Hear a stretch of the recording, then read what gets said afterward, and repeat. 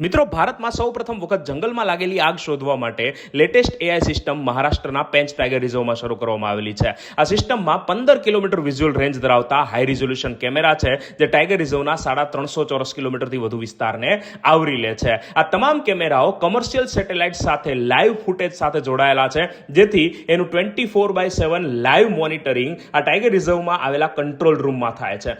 આ latest AI system એટલી ચોક્કસ છે કે તે ધુમાડો અને વાદળો વચ્ચેનો પણ ભેદ તપાસી શકે છે અને ફાયર ફાઇટર્સને જીપીએસનો ઉપયોગ કરીને ક્યાં નજીકમાં પાણી છે જ્યાં આગ લાગેલી છે એનો ઉપયોગ કરીને કયા રૂટ દ્વારા સૌથી વધુ ઝડપથી તેઓ પહોંચી શકશે એ પણ બતાવે છે. તેની અંદર નાઇટ વિઝન પણ છે અને round the clock fire detection માટે પણ તે પરવાનગી આપે છે. હવે આપણે વાત કરીએ પેંચ ટાઈગર રિઝર્વની, તો સૌથી મોટો ભાગ પેંચ ટાઈગર રિઝર્વનો મધ્યપ્રદેશમાં છે, જે 1992-93માં ટાઈગર રિઝર્વ બન્યો. મહારાષ્ટ્રનો આ ભાગ 1998-99માં ટાઈગર રિઝર્વ બન્યો હતો. તો આવી વધુ રસપ્રદ માહિતી માટે અમને ફોલો કરી લો. જય હિન્દ.